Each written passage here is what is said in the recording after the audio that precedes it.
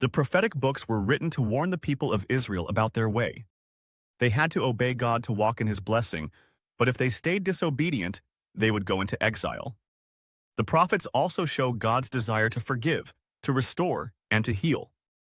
Anyone who wants to understand why Israel had to deal with war, famine, and sickness, but also how God offers healing, finds important lessons there.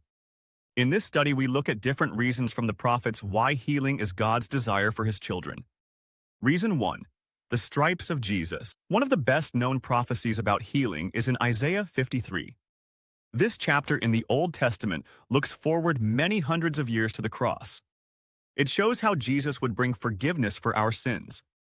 2 Corinthians 5 verse 21 says, "For he made him who knew no sin to be sin for us, that we might become the righteousness of God in him." Jesus carried our sins so that we could become righteous. But more happened. Isaiah 53 verse 5 says, "And by his stripes we are healed." 1 Peter 2 was written after the crucifixion and resurrection of Jesus, and looked back to this moment. Verse 24 says, "By whose stripes you were healed." The same Jesus who paid for sin also paid for sickness. The last day of Jesus' life on earth was a day full of suffering. He was spat on, beaten, and scourged, as Matthew 26 and 27 describe. The Roman scourging cut open his body until he almost did not look like a man anymore. This happened before he hung on the cross. Isaiah explains why, "And by his stripes we are healed." Every stroke of the whip was a price for sickness and pain. Jesus, who himself was never sick, became like someone full of pain, sickness, and weakness. Jesus is God, and God knows no sickness or lack, but as a man he tasted in the crucifixion what pain and sickness are. He allowed himself to be damaged and made weak in his body so that other people could be healthy. This shows a lot about his love. He did not want people to stay bound to sickness, and that is why he gave himself. In daily life, there are things for which people will pay a big price. Think of a house, a car, or a holiday.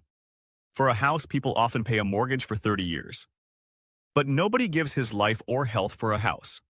Your healing did cost Jesus his life and his health.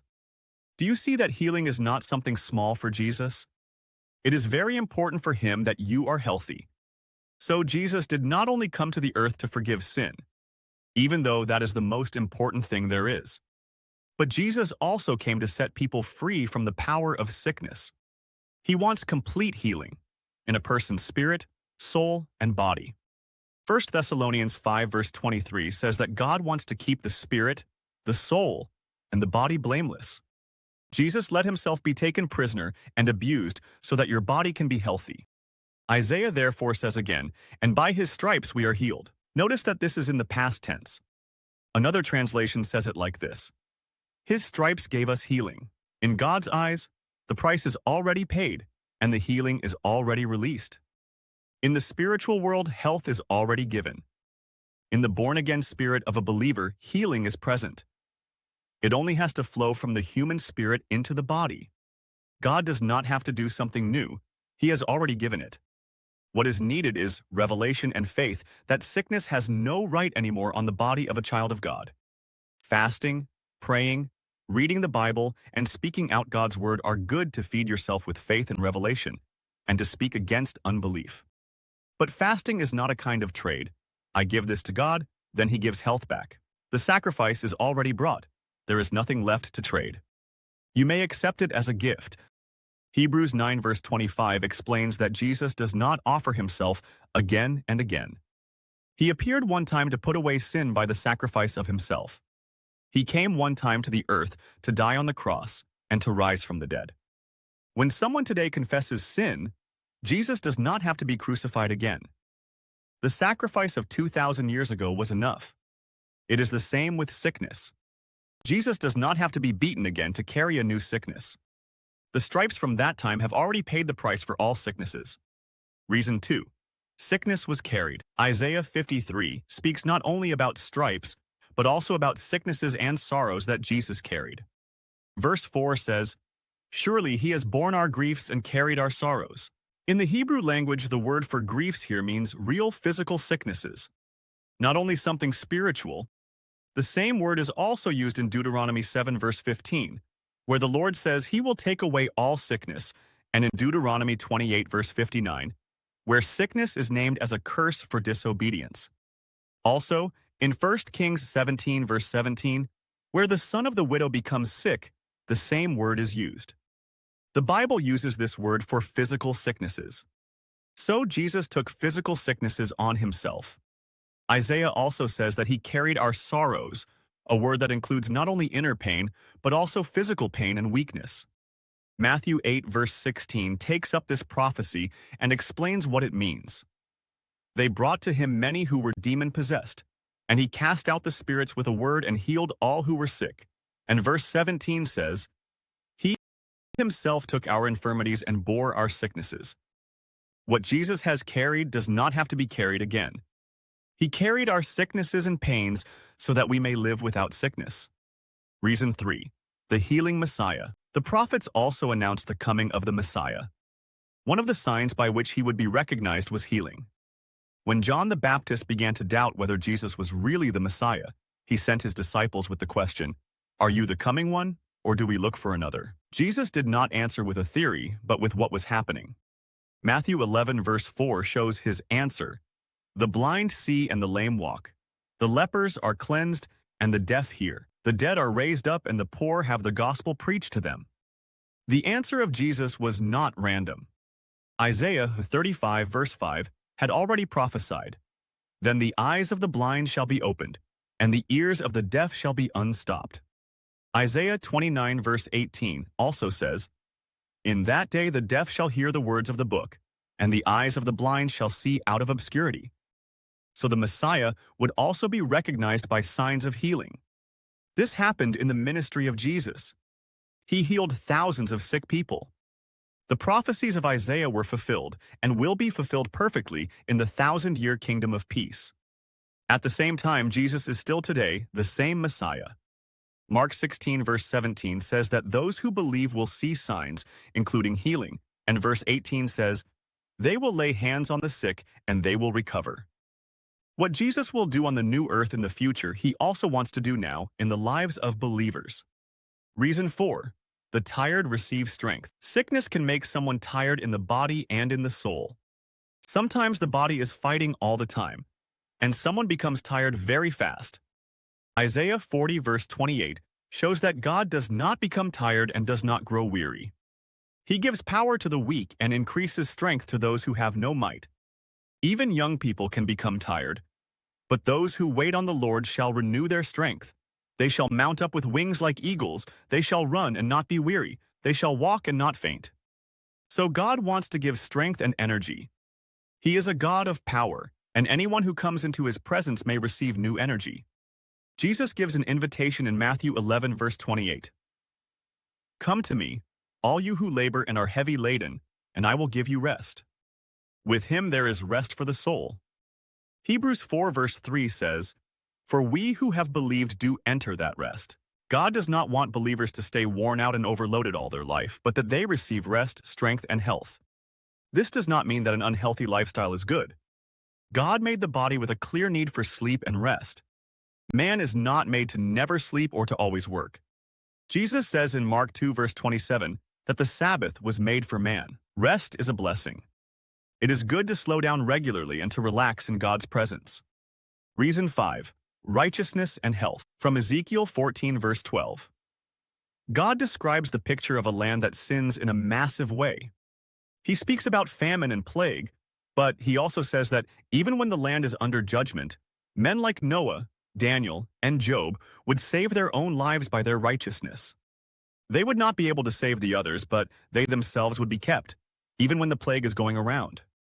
In this way, God shows that he makes a difference. It is not his heart to hit the righteous with the same sicknesses or disasters as the wicked. Reason 6. God heals his sheep. Believers are compared with sheep in the Bible.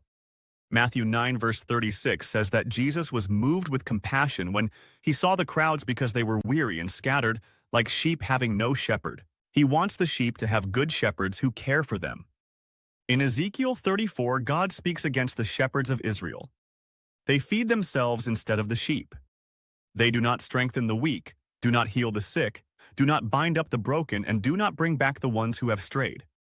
Because of this, the sheep become scattered and become food for wild animals. God sees it as serious when leaders do not care for those who are weak or sick. Applied to the church, this means that leaders carry responsibility for their flock. James 5 verse 15 says, for example, that someone who is sick must call the elders of the church so that they can pray for him and anoint him with oil in the name of the Lord. And the prayer of faith will save the sick, and the Lord will raise him up. God wants his sheep to be helped, strengthened, and healed. Because the leaders in Israel failed, God promised in Ezekiel 34 that he himself would care for his sheep. He would look for them, save them where they are scattered, feed them on good pastures, and give them rest. In verse 16 he says, I will seek what was lost and bring back what was driven away, bind up the broken, and strengthen what was sick. When human shepherds fail, God himself comes into action.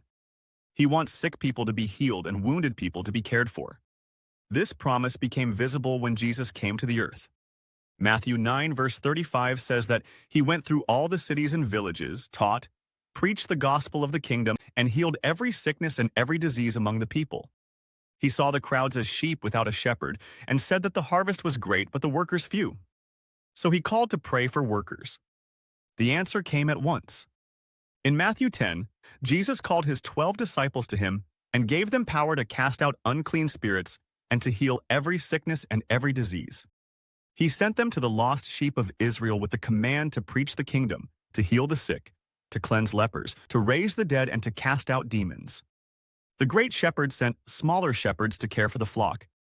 Ezekiel 34 verse 23 announces that God will set another shepherd over the sheep. I will establish one shepherd over them, and he shall feed them, my servant David. He shall feed them and be their shepherd. David is a picture of Jesus. He is the perfect shepherd who binds up, heals, and cares for the flock. Reason 7. Healing under his wings. Malachi 4 verse 2 gives a special promise. But to you who fear my name, the Son of Righteousness shall arise with healing in his wings, and you shall go out and grow fat like stall-fed calves. This prophecy looks forward to the future, but the picture of hiding under God's wings is also true for today. Psalm 91 says, for example, that God will cover with his feathers, and that under his wings is a place of refuge, and that no plague will come near the tent of the one who hides in him. Psalm 17 verse 8 prays, hide me under the shadow of your wings. In Luke 13 verse 34, Jesus also says that he often wanted to gather the children of Jerusalem together as a hen gathers her brood under her wings. Anyone who fears God's name may today hide under his wings. It is a place of healing, protection, and loving kindness. Malachi describes it like calves that go out and jump from the stall. In this way, God wants believers to live happy and healthy, enjoying his presence. Reason 8. Exile was not God's will. The prophets speak much about exile, war, and sicknesses. In the law of Moses, God had already said that obedience would bring blessing and disobedience would bring a curse, which also includes sickness. Deuteronomy 28 verse 61 says that every sickness and every plague would come on the people if they turned away from God. But before this curse really came, God again and again called them to repent. In Ezekiel 18 verse 27, it says that a wicked man who turns from his sins and does what is right and just will save his life. Verse 32 says, For I have no pleasure in the death of one who dies, says the Lord God. Therefore turn and live, Amos 5 verse 14 calls, Seek good and not evil, that you may live. Jonah 3 verse 10 shows that God takes back the announced judgment when a people turns to him. Jeremiah 18 verse 7 and Jeremiah 26 verse 3 say that God relents from the disaster when people turn from their evil way. God wanted to keep the people from exile. God did not speak one time but many times through different prophets. The desire of God was clear. He wanted to restore, not to destroy. But the people stayed stubborn and disobedient. The warnings from Deuteronomy sadly became real. In the prophets we read about the sword, the famine, and the plague that would come. Jeremiah and Ezekiel describe how God, as a last way, let judgment come in the form of plague and famine. Not because he wanted to hurt the people, but because they themselves chose to live under the curse of the law instead of under the blessing. That is why it is important to read texts about sickness in the prophets in their context. God is not a God who simply sends sickness for pleasure. He had often warned his people and called them again and again to repent so that trouble, exile, and sickness would not be needed. Israel, however, chose disobedience and therefore lived under the curse. At the same time, these same prophets show that God promises healing. He carries sicknesses, gives healing under the wings of the Son of Righteousness, searches as a shepherd for his sheep, and heals the tired and weak. In this way, the heart of God becomes visible. He does not want people to live under the power of sickness, but that they live, are healed, and find rest in his presence.